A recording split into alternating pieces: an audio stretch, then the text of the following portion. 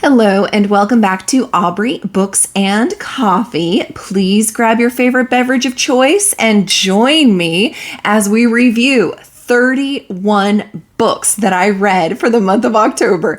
It was a spooky month. I really was starting to think maybe I wouldn't get spooked. I mean, honestly, didn't you think so too? You know, watching those vlogs, like maybe it just wasn't as spooky of a year as previous years. But we had a couple that jumped out movie-wise and book-wise, and we'll get into that more as we go through here. Let's first discuss some stats real quick, shall we? First off, I read, like I said, 31 books that totaled 11,212 pages total, averaging about 362 pages per book or 362 pages per day, since both were 31. My main genre, again, crazy enough, was, I don't know, fantasy? Yeah, like why? But next to that, of course, was horror. And so I'm glad for that because it is the month of October. I was supposed to be spooky with thrillers and horror.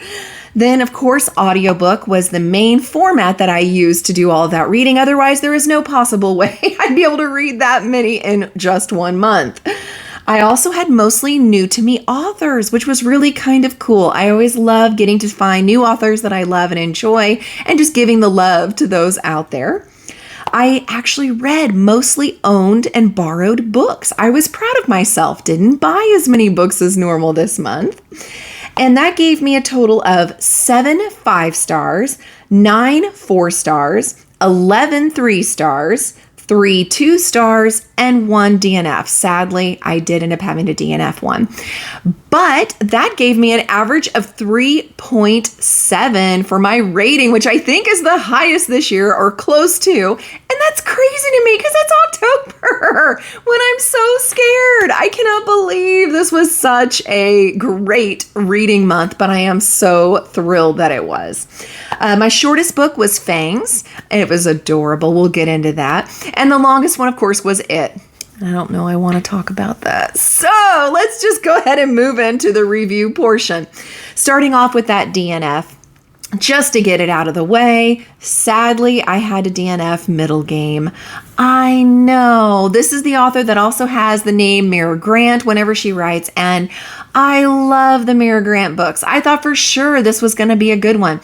It was extremely confusing and convoluted. It really didn't have anything to do with the description. Not really, at least by the point that I DNF'd it. Yeah, it just was not for me. I wasn't jiving with it at all. I would never have guessed this was the same author. If you had paid me, I would have guessed wrong on it. It just really was not my bag. So it had to go. But then I did finish Nightfall in the Forest of Betrayal. This was a NetGalley. I really appreciated getting an advanced copy of this. It was a GoodReads win as well, so I got it on both fronts. It had very, very slow progression. The plot and the characters were really, really good, actually, but the writing style was just kind of, for lack of a better term, thick. It felt very, very thick. So just go into it knowing that, and I'm sure you'll love it. It's a great fantasy series. I won't be continuing it just because it wasn't my style, but a lot of love is being given for this on GoodReads. So definitely check it out if that is the mode and mood you are in. Then I finished Alice in Borderland Volume 2. This was really good. Oh my gosh. Again, like all my weekly vlogs, you'll hear similar thoughts. It was heartbreaking, absolutely heartbreaking. I was in tears when I was recording this. It gave you a major cliffhanger. Watch out for trigger warnings. But again, absolutely love this series. Then I finished A Talent for Murder. This one was twisty, but great and unexpected. Oh, and I haven't been giving my star ratings. I'm so sorry. Wah, wah. Thankfully, when editing happens, my husband's smart enough to do it.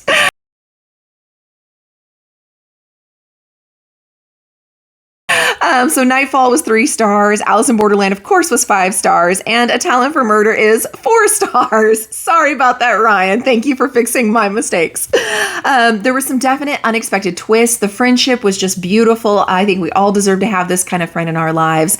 And I highly recommend grabbing this one.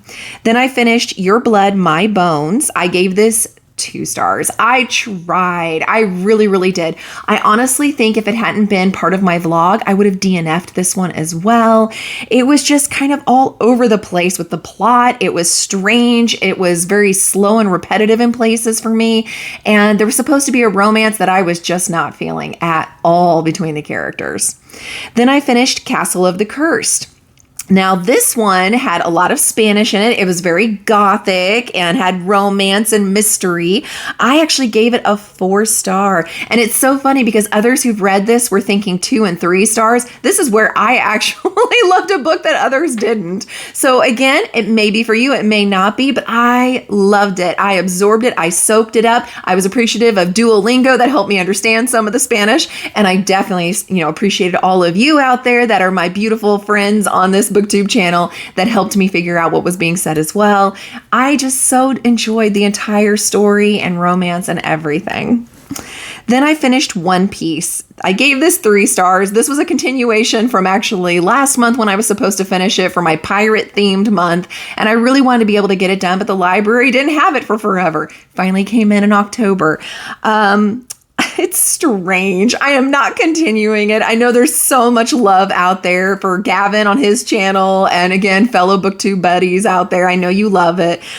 It's just not for me. It's very silly, very young. And I'm sure the series gets different as it progresses, but I'm good. There's so many other comics and manga and wonderful things out there. I don't feel like I'm missing out by not including this one.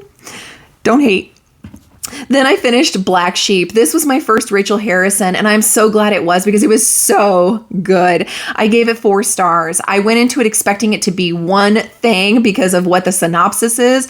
It's a whole other thing, but I definitely don't want to ruin that for you. I want you to be caught off guard just like I was so that you get sucked in and love it as much as I did. I highly recommend this. The only reason it's a 4 and not a 5 is, like I said on my channel, 5-star means it'll be on my shelf. It means I always recommend it. It means I will reread it.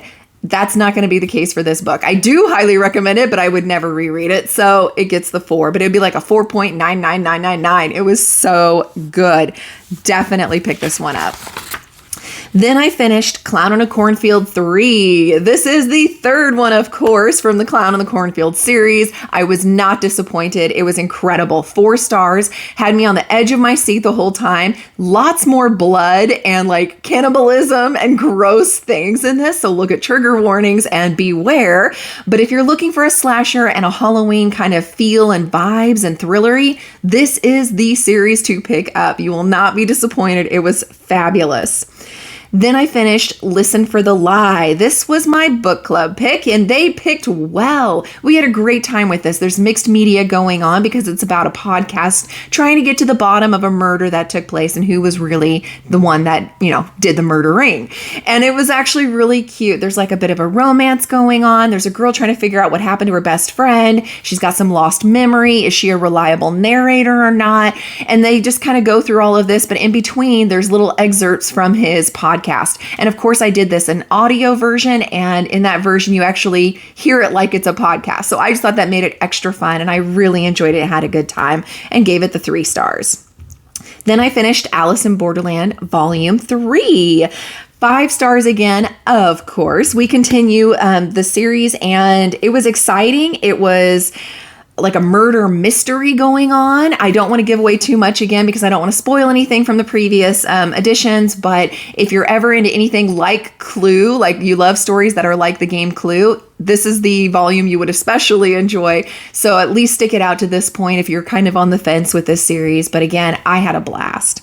Then I finished Fangs, 5 stars. Love that book. Again, the shortest one I did this month. So freaking cute, you guys. It is so adorable. It's very tongue-in-cheek about what happens if a vampire falls in love with a werewolf. Small things like how do you adjust your schedule since one's only out at night, one turns into a wolf once a month. Like how do you date? How do you go around those things? One loves garlic on his pizza, the other can't have garlic. And if you want to kiss each other, what do you do? So like just all kinds of really, really cute things. I highly recommend picking this one up. Then, unfortunately, I read my longest book of the month, which was Stephen King's It. And kind of like that vlog, Stephen King, at least the way he used to write back in these books that I've tried of his, so disgustingly perverted to the point where it's just not necessary. It does not move the story along. It's not even like when you have a romantasy and the two are getting it on and you have the spice meter. It's not that. It really is oogie. I mean, oh my God. Unnecessary, disgusting, and oogie, and I just cannot. So for it, I ended up giving it a 3-star because the actual entity itself, super creepy and well done. I wish he could get away from the perverted stuff. If he could do that, I think I would actually really enjoy his books, and I think I would rate them much, much higher. So anyway, I've heard from a couple people to try other things like, I think one was called Fairy Tale, and there's one that's supposed to be like the JFK assassination. And people are saying that those are definitely different style, and I might enjoy those. And of course, I do love his nonfiction on writing. So maybe I'll give him a chance. We'll see. But it's funny because it's kind of a joke now with it being horror season. Every time we, would go into Books A Million or Barnes & Noble, I would see it there on the counter and I would grab one of the other books and cover it. Like I would grab Firestarter or something else and cover it. So yeah, just not a huge fan of that one.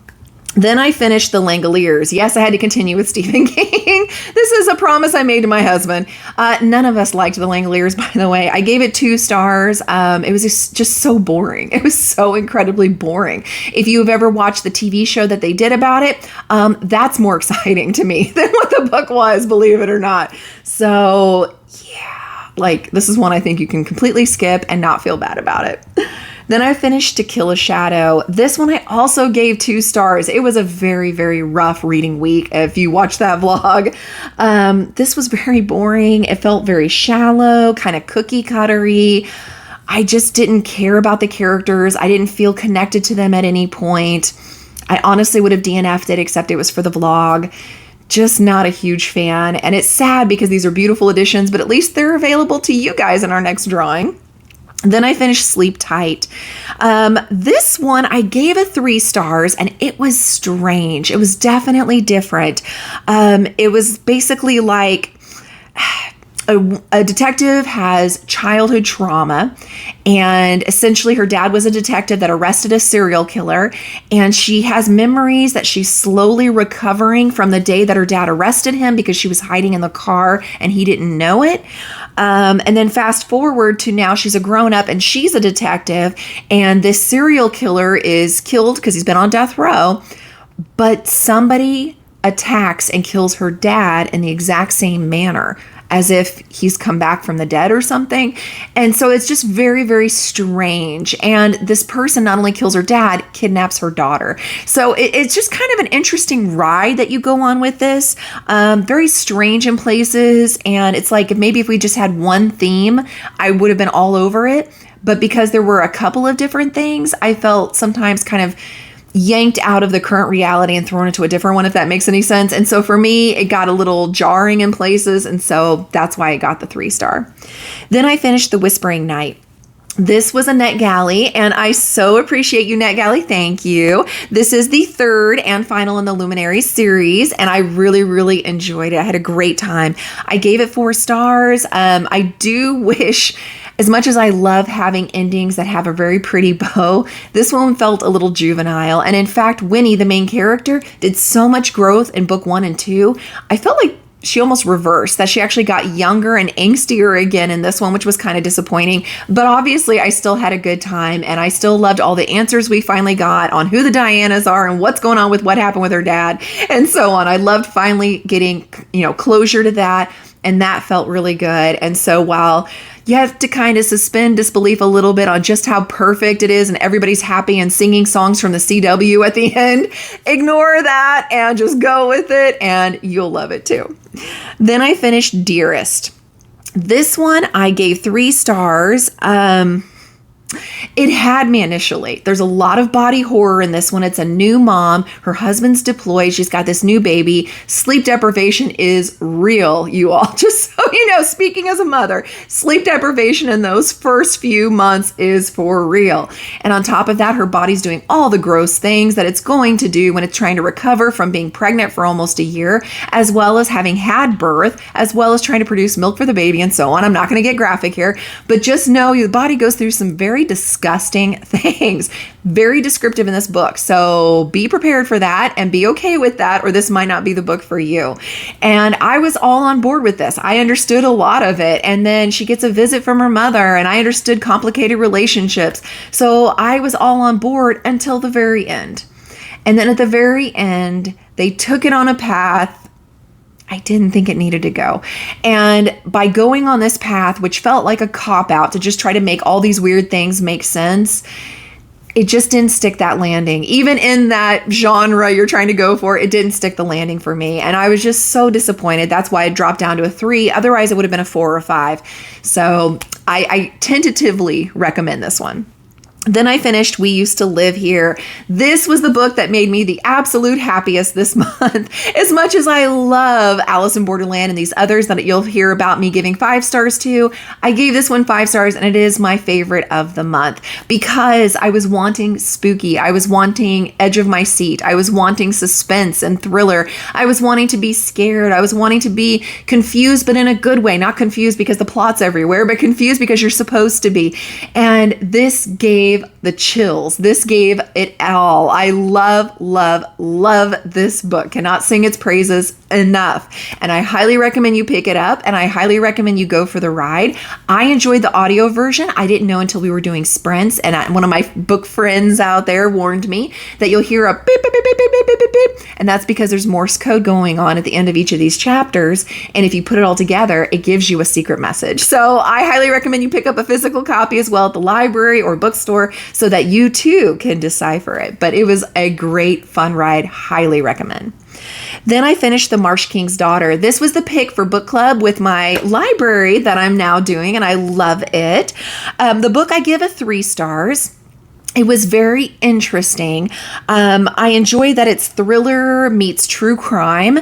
I love that it was a coming of age story, and I love that this woman's wanting to take what she's learned from her dad and stop him from hurting her family. Like, I really appreciated that. It's a kind of the synopsis on the back of the book. I appreciated that.